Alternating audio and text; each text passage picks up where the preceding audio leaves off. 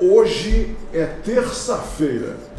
Esse dia, para mim, esse dia da semana é muito emblemático, principalmente porque aqui na cidade de Manaus, onde nós estamos nesse momento, no meio do maior jardim botânico da Terra, existe um hábito muito manauara que as pessoas... E quando as feiras populares eram mais populares ainda, e populares mesmo, terça-feira, as famílias iam para a novena, de terça-feira é dia de novena, e iam até a feira popular para comer pastel com caldo de cana. Eu nem sei se isso continua, mas toda terça-feira continua. Tá vendo só? Continua. Então a terça-feira para mim é assim, é um dia que muito marcante, né, desde a minha infância. E hoje, nesta terça-feira, eu tenho certeza que a partir de agora ela vai adquirir a sua marca, porque eu estou recebendo pela primeira vez, eu acabei de conhecer uma pessoa que, antes de chegar aqui, os seus admiradores, os seus amigos, os seus colegas me falaram coisas maravilhosas sobre ela. Eu estou falando sobre a candidata ao Senado Federal pelo PSOL, Marília Freire, que está aqui ao meu lado. E uma das coisas interessantes que me disseram sobre a Marília, como eu estou dizendo para vocês, eu acabei de conhecê-la, é que ela é muito articulada, ela fala muito bem, ela se expressa de uma maneira muito, muito clara, muito transparente. Me falaram isso sobre ela. Aí também me disseram o seguinte, e agora, Humberto, ela não conta isso para ninguém, mas eu vou contar para ti. Eu digo, então eu vou contar para todo mundo. Já que ela é candidata, ela não pode ter segredos, né? Sim. A vida pública dela agora pertence aos eleitores. Ela está fazendo um curso de psicologia lá da UFAM.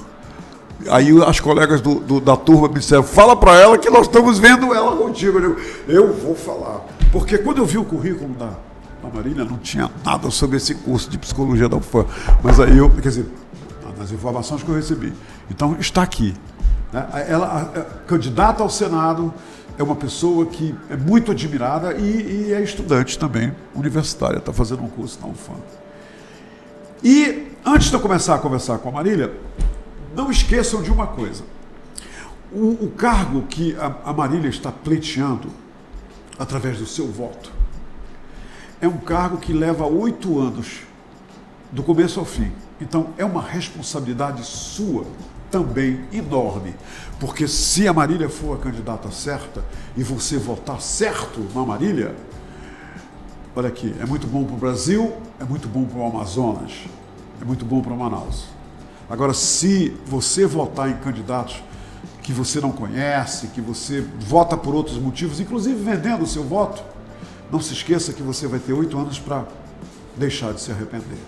Tá bem?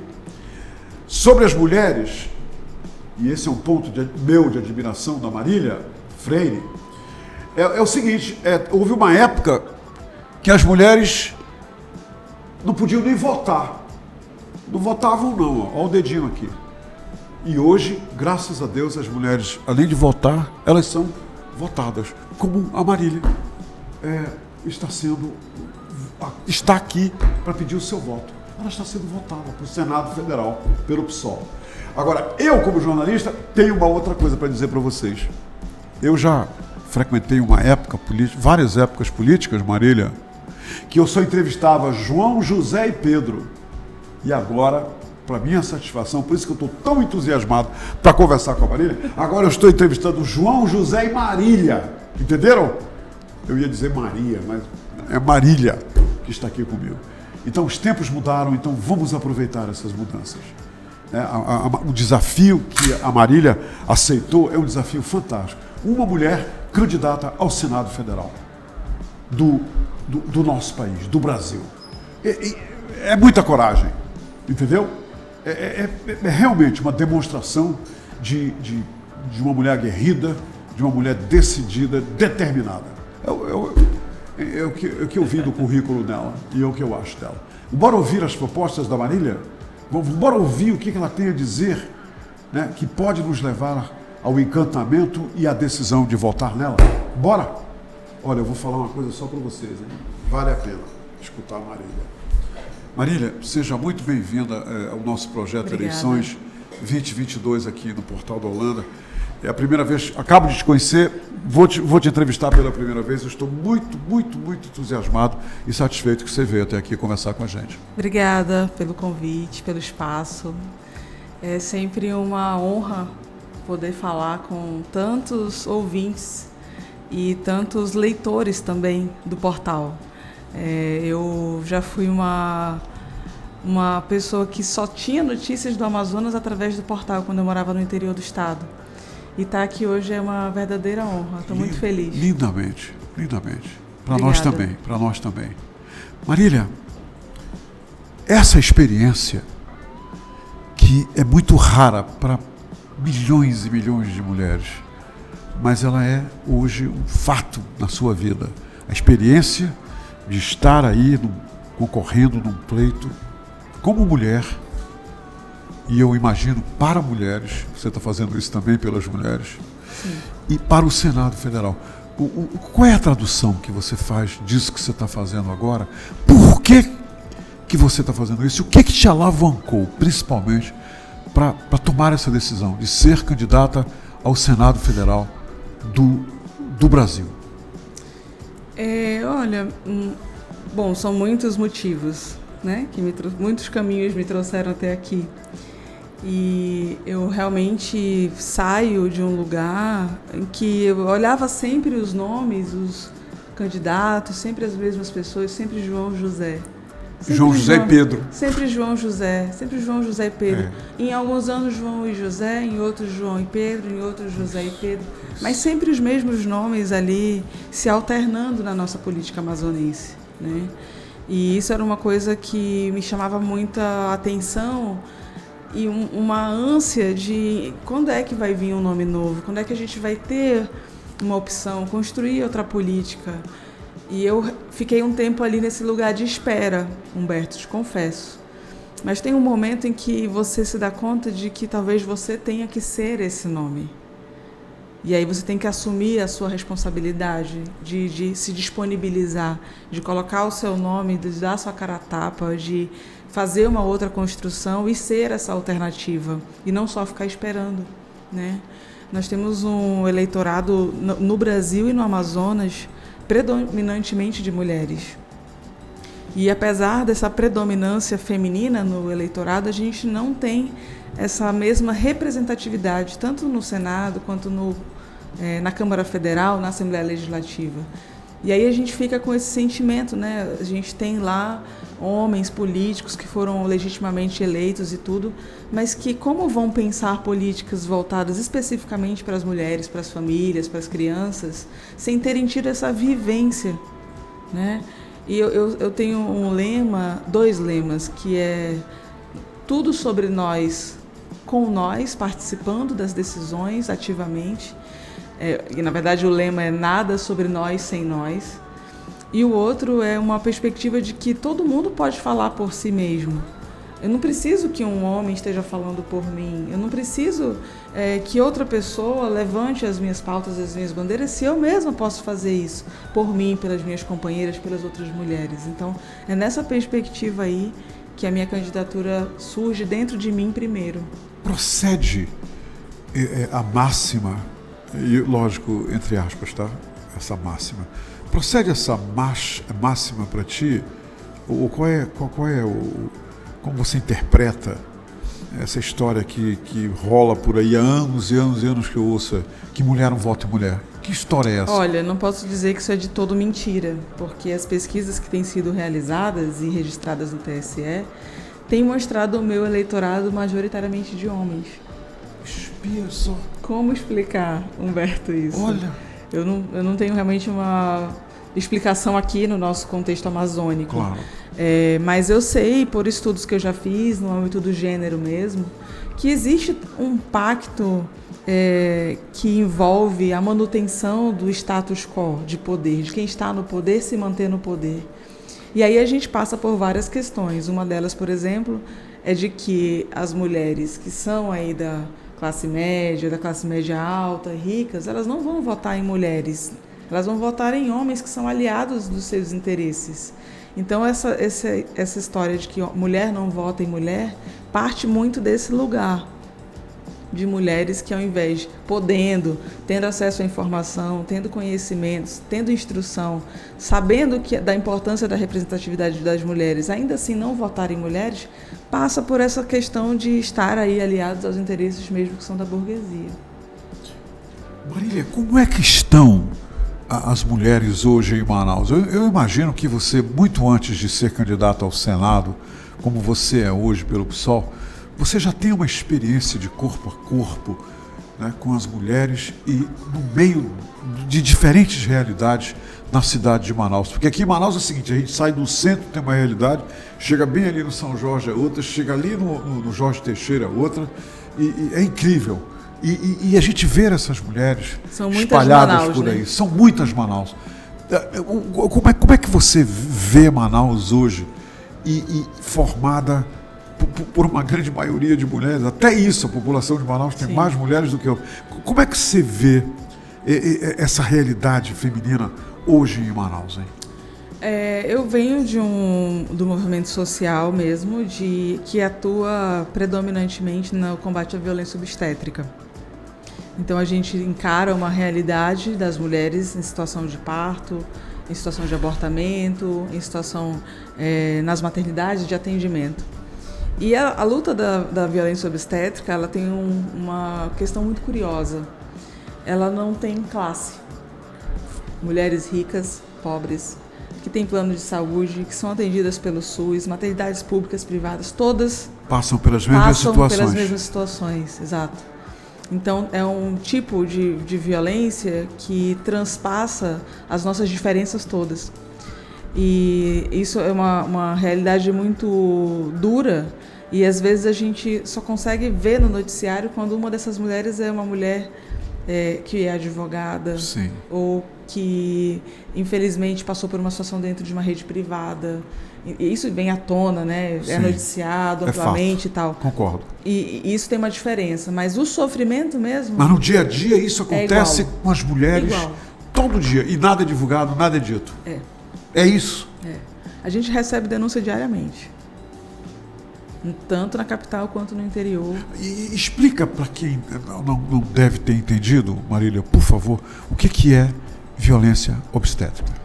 A violência obstétrica, ela é uma violência que acontece nos períodos que envolvem a gravidez, o parto e, às vezes, quando a gente tem uma situação de abortamento, né? A mulher não consegue algum tipo de atendimento, por exemplo, em situação de abortamento. E aí ele é um tipo de violência que pode ser praticado desde o porteiro da maternidade, o assistente social, psicólogo da maternidade, diretor, gestor, técnico de enfermagem, enfermeiro, médico, anestesista, obstetra, enfim, todo mundo que está envolvido na rede da assistência pode cometer violência obstétrica, né? E essa violência obstétrica, ela, infelizmente, tem um reflexo muito grande. E aqui eu trago dados que são bem concretos, por exemplo, que refletem diretamente no índice de mortalidade materna. O Amazonas tem estado, desde 2018, entre os 5 estados com o maior índice de mortalidade materna do Brasil. E isso não é um dado descolado, né? A gente precisa aprofundar essas causas, entender que essas mortes têm ocorrido dentro de um contexto de causas que são evitáveis. Se são causas evitáveis, por que não estão sendo evitadas? O que está faltando? Estrutura, atualização, material humano. Então, a violência obstétrica ela tem um quê de estrutural mesmo, que passa pelos profissionais ligados a essa assistência e que vão, muitas vezes, retirar a autonomia e as decisões da mulher. Eu não quero fazer parto cesáreo, eu não quero fazer parto normal. Acho que a gente precisa entender o processo de parto e de partejar como um processo com muita autonomia da mulher. Eu imagino que isso não são ocorrências só de Manaus, é uma ocorrência nacional, em todo o Brasil. O que o legislador, na sua opinião, Marília, o que você, como senadora, que vai para o Senado para legislar em nome do povo, o que o legislador não está fazendo? E o que você, ciente dessa realidade, conhecedora dessa realidade, o que você pode fazer no cenário. É possível fazer alguma coisa, Olha, Marília? nós temos uma experiência aqui no Amazonas, Humberto, muito rica e muito importante, que eu quero levar para o âmbito federal. Nós temos aqui no Amazonas um comitê estadual de enfrentamento à violência obstétrica. E esse comitê, ele é um comitê multi-órgãos. Então, dentro desse comitê estão as Defensorias Públicas do Estado da União, Ministério Público do Estado da União, Secretaria de Estado e do Município de Saúde, de Segurança Pública, a OAB, sociedade civil, as próprias maternidades diretamente estão dentro do comitê. E eu penso que funciona muito essa dinâmica aqui. A gente recebe, às vezes, uma denúncia de que uma pessoa está há 48 horas em jejum numa maternidade esperando para passar por uma cirurgia. E muitas vezes até, Humberto, falta conversar com essa mulher. A mulher está lá 48 horas, ninguém vai lá falar com ela, explicar o que está acontecendo, por que ela está em jejum, não tem informação. E aí a gente consegue entrar em contato com o comitê, falar com a diretora dessa unidade, essa diretora consegue ter um feedback, entender o que está acontecendo, o que está faltando e agir mesmo, ali em loco, naquele momento. E eu penso num comitê em âmbito federal que a gente consiga replicar essa prática em outros estados, para a gente ter uma diminuição dessas más assistências, né?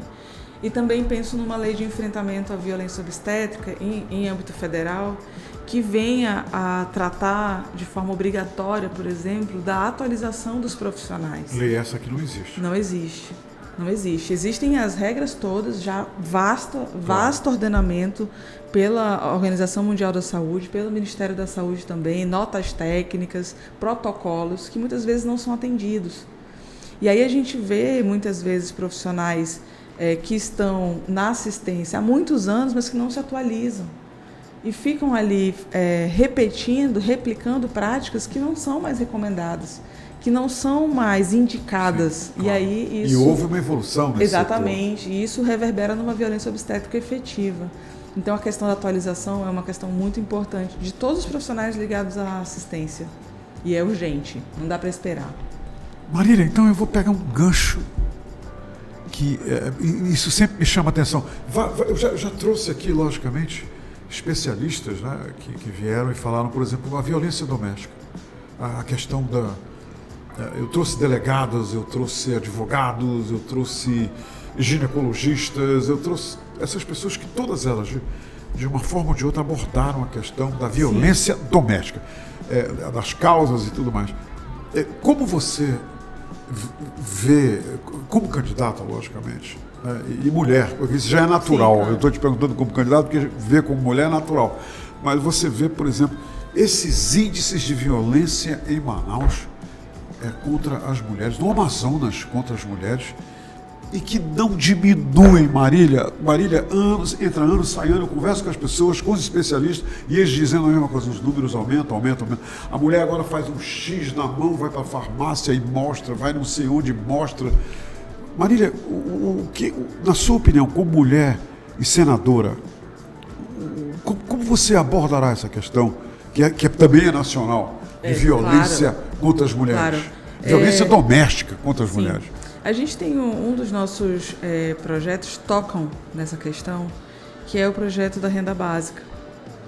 Eu tenho um entendimento, Humberto, de que o trabalho doméstico, e não estou falando da empregada doméstica, tá? Okay. O trabalho que você faz na sua própria casa. Que a mulher faz na sua casa. Isso. Às vezes é o homem. Sim. Né? Às vezes a mulher trabalha fora e o homem faz o trabalho doméstico, mas é exceção. É verdade. E esse trabalho que a gente faz dentro da nossa própria casa, ele não é reconhecido como um trabalho. Você não enxerga isso como um trabalho. Então, eu tenho essa perspectiva de reconhecer esse trabalho doméstico como um trabalho e remunerar este trabalho. E vou te dizer por que eu estou falando isso no contexto de violência doméstica. Existe um ciclo de violência, né? Já estudado amplamente, passa por uma lua de mel, aí vai evoluindo para agressões verbais, depois pequenas agressões físicas, depois agressões mais graves, às vezes vem um período ali rápido de separação. Que evoluem para socos. Outros evoluem para um feminicídio. Né? E aí depois tem o período do perdão. E aí volta de novo para o mesmo ciclo, lua de mel, etc. E aí a gente, na realidade, vendo a vida real das mulheres, a gente percebe o seguinte: muitas mulheres permanecem no ciclo de violência porque dependem economicamente desse companheiro ou dessa companheira, porque não são só homens. E não só ela, mas aí tem os filhos exato, também, né? Exato. Mas se você tem uma política pública que remunera essa mulher pelo seu trabalho que ela já faz dentro de casa, ela vai se sujeitar menos às situações de violência. Ela vai ter condições até financeiras de alugar um quarto e sair imediatamente de casa. E de onde viria esse recurso, Marília? Olha, a gente tem uma crise nacional de previdência, né? A gente teve até aí uma reforma nesse sentido, mas eu acredito que a gente precisa de uma investigação aprofundada sobre os recursos da Previdência, porque é muito dinheiro arrecadado da Previdência. Você, como senadora, vai mergulhar nisso? Sim.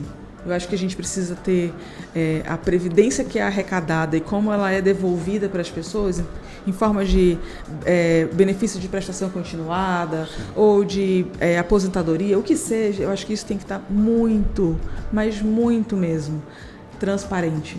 Qualquer pessoa precisa ter acesso a esse tipo de informação. A gente não pode continuar sendo... É um princípio da questão previdenciária, a solidariedade com as outras gerações que estão vindo e as que passaram antes da gente. E esse é um princípio também que pode sustentar esse tipo de política pública para remunerar essas mulheres ou esses homens, se for o caso de um homem fazer esse trabalho doméstico. E aí incidir diretamente numa redução de violência doméstica. Marília, eu vou mudar de A para Z agora contigo. Tudo pelo bem. Seguinte, eu recebi ontem, inclusive diretamente do gabinete do superintendente da SUFRAMA, eu recebi uma notícia muito interessante. E a notícia é essa aqui, que o Polo Industrial de Manaus registra faturamento de 82,32 bilhões no primeiro semestre de 2022. Certo. E isso aqui incide diretamente na questão de emprego e renda. A coisa mais interessante que eu percebo, e isso aí eu levantei justamente me preparando para esse ciclo de entrevista com políticos e candidatos, etc., é que a maioria dos empregados são homens e não mulheres. O número sempre de mulheres é menor. O que você acha que, como senadora, contemplando números como esse, 82,32 bilhões quer dizer, eu estou olhando um quadro, um macro, mas e a evolução está declarada aqui na notícia, ela agora começou, esses índices estão subindo o tempo todo. Como a mulher pode ser amparada no âmbito do distrito industrial, por exemplo, tão pujante, em termos de treinamento, em termos de aprimoramento, para que ela evolua da mesma forma que esses números estão evoluindo e trabalhando para empresas de porte e renome internacional? Olha, Humberto, tem uma questão aí que é bem grave, que a gente soube recentemente, porque toca na questão obstétrica, de empresas do distrito que estão recusando mulheres em idade fértil. Isso é fato, pela possibilidade delas virem a engravidar e terem que sair de licença maternidade. E é por isso que você acha que a maioria dos contratados preferem os homens. É homem, né? E isso até foi uma fala do presidente da República ao longo dos últimos 3 anos. Ele teve um dia que ele falou isso, que ele vai preferir contratar um homem do que uma mulher, considerando que ela pode vir a engravidar e precisar de uma licença. Aí eu te faço uma questão, te trago uma questão, Humberto, uma reflexão para todo mundo que está ouvindo a gente. E se essa licença fosse igual para os homens e para as mulheres? Iam dar preferência? Gostei. Genial, gostei. Porque o cuidado de um bebê não pode ser atribuição exclusiva da mãe ou da mulher. Então, se a mulher está grávida e ela tem neném, o certo é que os genitores dividam os cuidados. E a tendência da mulher jovem em fase fértil da sua vida É engravidar e ter filhos. É claro. Então, na minha perspectiva, se você tem uma licença maternidade igualada à licença paternidade, então é 3 meses ou 6 meses. Então, nesse período, o homem também vai ficar afastado do trabalho para ele também ficar em casa cuidando desse bebê junto com a mãe. E aí vamos ver se os empresários vão continuar realmente preferindo contratar homens e não mulheres. Se a gente não vai se aproximar de uma paridade de ocupação desses empregos. Você tem, Marília, conseguido falar essas coisas tão interessantes que você está me falando para os operários, para os trabalhadores? Tenho falado. Como é que eles reagem, Marília? E até falo sobre, voltando na questão da renda básica, né? Sim. Eu faço uma pergunta que é a seguinte: você trabalha na sua casa, né? O seu marido, o companheiro trabalha fora, você cuida das crianças, cuida da casa, etc. O que você recebe em troca? Casa, né? Comida e afeto dos filhos, ou do marido, do companheiro. E aí eu faço a seguinte provocação: o que se compra na taberna da rua de casa com afeto? Nada. Não se compra 1 quilo de arroz com amor. Vai na taberna e oferece amor para ver se você consegue levar para casa 1 quilo de feijão. Então, não são coisas que estão longe da nossa realidade, é a nossa vida. E aí, quando eu tenho a oportunidade de estar com as pessoas que são mais afetadas por essa falta dessas políticas públicas, é assustador como as pessoas se surpreendem. Tipo assim, como nunca pensei nisso, sabe? E acho que, num primeiro momento, os homens até não querem essa licença, né, de 6 meses, porque também significa que vão ter que estar em casa ajudando no cuidado do bebê e às vezes é melhor estar lá no seu trabalho. Claro. Né? Mas a gente precisa de uma transformação e isso não vai vir naturalmente. Às vezes a gente precisa pensar nessas políticas públicas mesmo. E você vai pensar, eleita Isso. senadora, você Exato. vai pensar nesse tipo de política. Sim. Sim. Marília, candidatos já passaram aqui e disseram o seguinte, que uma forma efetiva, direta e eficaz do senador contribuir é através das emendas, né, parlamentares, que ele tem direito a tantos milhões e tal, e ele foca em entidades e não sei o que. Mas aí já teve alguém que veio aqui e disse, não, sabe qual é o grande problema? É que a emenda, ela é entregue, mas ela não recebe o destino, ou não recebe a aplicação devida, que ela foi colocada ali para aquilo, e na maioria das vezes a emenda não chega nem no final do caminho. Aí eu perguntei, mas por que não chega? Por que uma emenda, por exemplo, um hospital, aí 10 milhões, aí... E por que o senhor está dizendo que a emenda foi depositada lá, mas não resolveu? Eu disse, porque o senador não fiscaliza. Marília, você já ouviu falar nisso? Tu já recebeu emenda? Eu nunca recebi uma emenda. Pois o nosso coletivo recebeu uma emenda parlamentar. Há um ano, mais ou menos.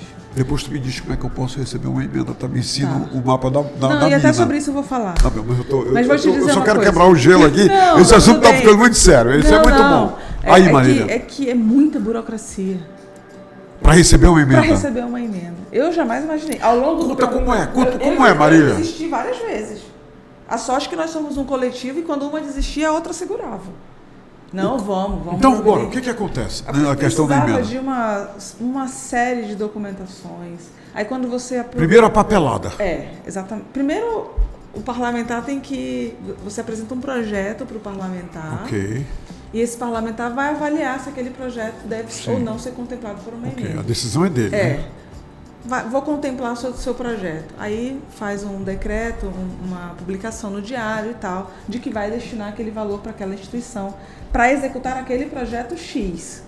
E aí você vai e se habilita com uma vasta documentação para receber esse valor. E é assim... Isso tudo através do parlamentar. É tudo direto com ele, Marília? Não. Não, né? Depende da natureza da emenda. Okay. No nosso caso, como é de saúde, quem tramita, quem fiscaliza e gere essa emenda é a Secretaria de Estado de Saúde. Para a aprovação. Ok. E aí, um exemplo, o nosso projeto previa lá a compra de máscaras. A gente estava no meio da pandemia quando a gente apresentou o projeto. Ok. Agora a gente não precisa mais das máscaras. Só um exemplo. Ok. Para a gente alterar o projeto e trocar máscaras por, sei lá, absorventes cirúrgicos, Ok. é uma burocracia enorme. Então, eu vou te ser bem sincera, a pessoa que diz que o dinheiro não chegou ou não foi executado, alguma coisa aconteceu no meio do caminho, porque com a gente está sendo super difícil. Foi difícil conseguir cumprir todos os requisitos, está sendo difícil fazer esses ajustes por conta da questão da burocracia mesmo. E vou te dizer, é necessário que seja burocrático, senão o dinheiro... Sim, claro. E aí você tem o Tribunal de Contas que vai fazer a fiscalização, a gente tem que prestar contas desse dinheiro, a gente tem relatórios periódicos para apresentar, notas fiscais de tudo, recibo de tudo. Se você não adere a essa parte burocrática, aí você realmente, a coisa corre frouxa, digamos assim. Mas não é o que eu vejo na realidade. Se alguém está nesse lugar de receber emenda e isso está correndo frouxo, está faltando alguma coisa, e não sei se é exatamente o senador, mas talvez essa instituição que está ali com aquela função de aplicabilidade dessa emenda. Agora tem outra questão também, e aí eu acho que é um trabalho que a gente precisa fazer, que é ensinar as instituições a apresentar esses projetos, a se habilitarem para receber emendas. Que isso não é feito, então, Marília? Não, instituições muitas que sejam instituições sérias. não sabem nem o que fazer. Exato, exatamente. E aí eu acho que... Para se beneficiar de uma emenda parlamentar. Exatamente. E aí eu acho que até nesse caminho da campanha, eu já me comprometi com várias instituições para quando acabar a eleição, a gente fazer esse trabalho. Vamos fazer uma oficina. O que precisa? O que a instituição, a associação, a ONG precisa cumprir? E você vai fazer a oficina aberta para todos os interessados. Claro, com certeza. Porque eu acho que o recurso é público. Sim. E precisa ser revestido em ações que vão beneficiar as pessoas. E aqui faço a minha crítica. Essa coisa de orçamento secreto é um disparate. Orçamento público secreto. O público e o secreto, eles não podem estar nem na mesma frase. Então, assim, essas emendas, elas não podem ser secretas. A gente precisa saber para onde está indo. É o meu imposto. É o meu imposto que está indo para algum lugar. É dinheiro do contribuinte. Por que eu não posso saber? É verdade. Né? Então, eu vi a Margaret Thatcher dizer que não existe dinheiro público, existe dinheiro do contribuinte. E que a única fonte de renda dos governos é o dinheiro do contribuinte, não existe outra. Não existe outra. Eu nunca esqueci isso. Agora, baseado nisso, Marília, me diz uma coisa. Como senadora eleita, o que você pode dizer para os eleitores que é a sua concepção do papel de uma senadora? Que papel você vai cumprir no Senado? E baseado nesse papel, o que você acha que outros senadores que passaram por lá passaram 8 anos e não cumpriram esse papel, por quê? Porque eu já ouvi dizer, não, o cara foi lá, não fez nada, não aconteceu nada, não marcou com nada. E de que forma, Marília, você eleita senadora pelo PSOL, através da soberania imposta a você pelo voto livre e democrático do povo do Amazonas, o que você quer fazer no Senado que vai marcar a sua passagem, a sua permanência no Senado nos próximos 8 anos? Bom, criticar é fácil, né? Eu acho que a gente tem que fazer as críticas a quem já passou e não fez algumas coisas.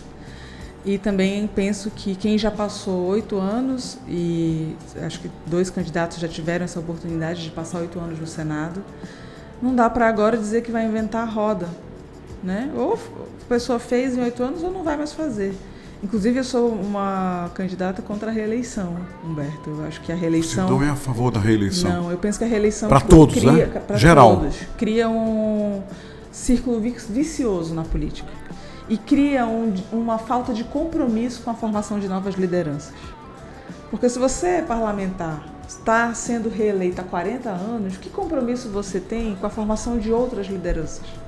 Eu respondo isso, zero. Então eu vejo nesse aspecto, sabe? Não é só eu ser eleita, é eu saber que como mulher eleita eu tenho um compromisso de trazer outras pessoas, outras mulheres também para serem lideranças, para estarem nesse lugar. E como senadora eleita, as minhas políticas públicas todas, as minhas propostas todas, elas envolvem diálogos e construções. Eu não estou fazendo nada para mim. Aliás, eu nem preciso ser senadora, eu quero ser senadora. Eu sou servidora pública há 15 anos.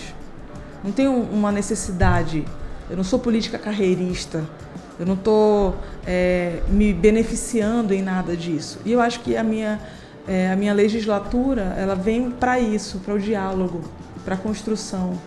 A gente pensa assim, o que você vai fazer em relação... Hoje uma pessoa me perguntou no Instagram, quais são suas propostas para a proteção dos bichinhos, dos animais?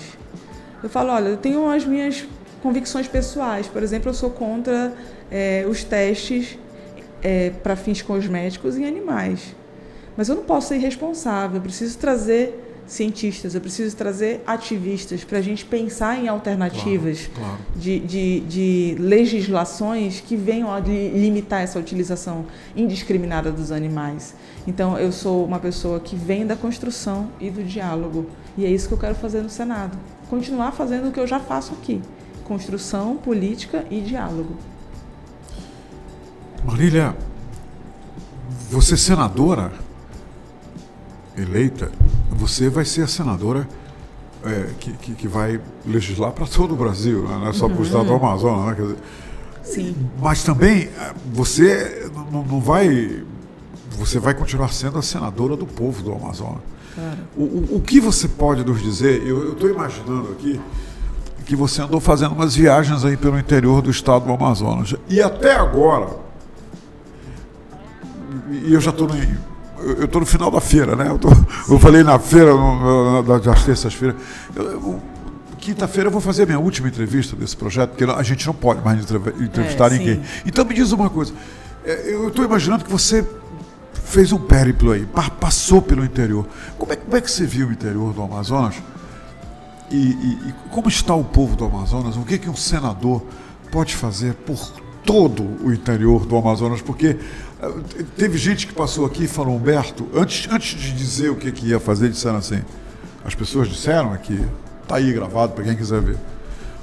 Uma lástima, Humberto, o desenvolvimento ainda não chegou lá. Você acredita que eu ouvi isso aqui?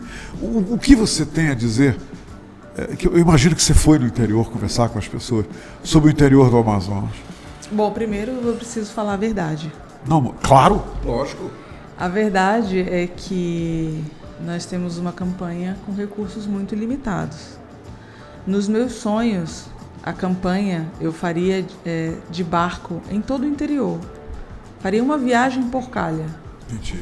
Esse era o meu sonho de campanha. Mas com o recurso de R$130 mil, quando outros candidatos têm 10 vezes mais esse valor, a gente está chegando no interior de outras maneiras. Então, eu fui a alguns interiores, poucos, a maioria da região metropolitana. Os interiores mais distantes são os que eu já conhecia, sim, pela minha trajetória como funcionária pública mesmo. Claro. Então, por exemplo, eu morei em Uarini, um município pequeno, distante. Quando você fala distante, qual é a distância, Marília? 2 dias e meio de barco. 2 dias e meio. É que tem tanta gente nos vendo no Brasil, quando você fala distante na Amazônia. 2 dias e meio de barco. 2 dias e meio aí, navegando, até chegar lá. Ou 2 horas de lancha de Tefé para lá, mas daqui para Tefé 12 horas de lancha. 12 horas de lancha, Então tem essas 2 opções aí de acesso, né? Mas eu vejo que o interior, ele precisa... a gente precisa descentralizar algumas políticas. A gente não pode concentrar, por exemplo, rede de saúde de média e alta complexidade na capital. A gente viu o que aconteceu na pandemia. Sim. A gente precisa que essas políticas estejam no interior, onde as pessoas estão. As pessoas não têm que vir até aqui. Adoece, tem que vir para Manaus. Não faz sentido isso. Aí tem um sistema de regulação, né? Uma UTI aérea que tem um dia que passa em Parintins, tem um dia que passa em Tefé, tem um dia que passa... Meu pai já precisou de uma assistência como essa. Ele estava comigo em Uarini quando passou mal. passou mal, desmaiou no banheiro, a gente foi transferido para Tefé de lancha. Eu me lembro que eu estava segurando um soro, começou a chover, a gente se cobriu de lona no Rio. Então, assim, a saúde tem que ir até as pessoas não têm que vir até aqui na capital, porque só aqui tem cirurgia de vesícula. Isso é impensável. Porque só aqui tem UTI. Não dá pra gente ficar nessa situação mais. A minha mãe é filha de Lábrea e meu pai é filho de Tefé. Na verdade, ele é filho de Uarini, mas... Qual é o mais distante? É Tefé ou Lábrea? Lábrea. Daqui para Lábrea, quanto é que dá? Olha, de Manaus até Lábrea, Marília. Eu estou testando a memória da distância da Marília. Não, na verdade, eu não sei te dizer. O que eu sei é que Lábrea é mais perto de Boca do Acre, por exemplo? Boca do Acre, né? Rio Branco, do quê? De Manaus. Tem muita gente que não sabe que tem municípios no Amazonas que as pessoas saem do município e vão para um outro estado porque não dá para vir para Manaus, de tão distante que é. Meus colegas oficiais de justiça de Guajará, Boca do Acre, eles vão para o Acre. Vão para o Acre, porque é mais perto. Claro. E aí eu vejo muito isso, assim. A gente, por exemplo, agora, não consegui ir à Boca do Acre, mas tinha que mandar material, porque a gente tinha companheiros de partido lá que queriam receber material da campanha. Só dava pra gente mandar até tal data, porque depois não ia chegar a tempo da eleição. Entendi. Então, há uma dificuldade geográfica muito grande de acesso às políticas públicas. E aí eu acho que a gente precisa fazer um esforço coletivo político de levar as políticas públicas para o interior, para ontem. E parece que é um pouco falar mais do mesmo, né? Todo mundo que vem aqui deve falar a mesma coisa nesse sentido. Eu pensei que ia dizer para anteontem. Você falou para ontem. Não, para ontem. Para ontem mesmo. Para ontem. Ontem basta, né? Eu acho já é bom demais. Que quando a gente vê o anteontem, parece que já nem precisa mais. É isso mesmo. Você tem razão. Então eu penso assim, a gente não conseguiu chegar a todos os interiores, mas onde a gente chegou, a gente viu muita pobreza e muita gente passando fome também. É muito assustador você ser parado na rua e alguém te pedir um prato de almoço. É muito difícil, é muito duro. Quer dizer, as pessoas pedem comida. Tem outros pedidos também, né? Mas ao longo da campanha tem todo tipo de pedido. Mas os pedidos de comida são os pedidos mais duros. E os pedidos de crianças também. Como senadora, você vê tipo de solução, quer dizer, de que forma você cenaria como uma solução para isso? Olha, eu vou te dizer uma coisa que se ninguém está fazendo nada, né, Marília? Isso está acontecendo é porque nada foi feito. Uma coisa que eu tenho pensado, as emendas, por exemplo. Sim. Vamos pegar uma cooperativa de produtores do interior, vamos formar essa cooperativa, deixar ela habilitada para receber uma boa emenda parlamentar, para que ela tenha uma enorme possibilidade de desenvolvimento da sua produção de escoamento. Quando você diz formar, é preparar aquela cooperativa para receber a emenda e não ter problema. Exatamente, porque senão a gente fica sempre beneficiando, às vezes, quem não é o pequeno produtor. Né? Lá em Uarini tinha pessoas que compravam as farinhas de todos os pequenos produtores. De Uarini vem a famosa farinha do Uarini, né? Do Amazonas. Aí você tem aquele que tem mais dinheiro na cidade, um comerciante, que ele compra a farinha de todo mundo. Todas as farinhas ele compra. Eu já vi esse a um preço de R$ 1,50 o quilo e vende para Manaus a R$ 5,00. E aí a minha proposta é reunir esses pequenos produtores em cooperativas e destinar emendas para que eles possam se autossustentar na produção. Como deve ser. Essa é a minha proposta para o interior. Marília, que bom conversar contigo. Eu achei muito legal. Eu que agradeço. E eu gostaria muito de agora entregar para você, essa turma que está te olhando, e você falar para eles com o teu coração sobre por que você quer o voto de tanta gente que está te vendo agora para te tornar senadora da República. Tá bom. Bom, para você que está nos assistindo, nós estamos nos nossos últimos dias de campanha, mas eu quero te dizer que nós estamos muito felizes com todo o apoio que a gente já recebeu até aqui e também muito esperançosos de que a gente vai fazer a diferença nas urnas nesse domingo. Eu tenho pessoas que já declararam voto, apesar de estarem trabalhando, inclusive para outros candidatos. E tudo bem, todo mundo tem que trabalhar, pagar suas contas, ter comida na mesa. Mas no dia 2 de outubro, domingo, eu peço que você e a sua consciência, na frente da urna, escolha a melhor opção para o Amazonas. Esse ano a gente pode fazer e vai fazer a diferença. O meu nome é Marília, na urna o meu número é 500 e eu tenho certeza absoluta que com o nosso mandato no Senado a gente vai poder cuidar do Amazonas como ninguém nunca cuidou. É isso. Bacana, repete isso, Marília, como é que é? No meu mandato? No meu mandato a gente vai cuidar do Amazonas como ninguém nunca cuidou. Que legal. É isso, cuidar Você das falou pessoas. Você falou que a gente vai na taberna e com amor não consegue nada. Eu Não concordei. consegue. Mas fazer política com amor e fazer as coisas para as diferente. pessoas com amor é diferente, Sim, é isso? é diferente. É isso. É isso. Você vai fazer as coisas por amor às pessoas. Sim. Eu acho que a gente é servidor público no Senado. E eu preciso servir o povo. Que legal. É isso. Marília, boa sorte. Muito Obrigada. obrigado. Não tem problema. Não quebrei nada, hein? Nada. Marília, Obrigada, tá? bacana conversar contigo, tá bom? Obrigada. Eu sei que eu tô com esse feeling agora, com essa sensação de que muita gente, eu chegar lá sozinho naquela cabine, né, olhando para a urna, há de lembrar de ti e dizer, ela disse que aqui eu deveria ter essa consciência Sim. pura, honesta, sincera e responsável para escolher alguém que vai fazer coisas diferentes pelo povo e pelo estado do Amazonas. Sim. E pelo Brasil, né?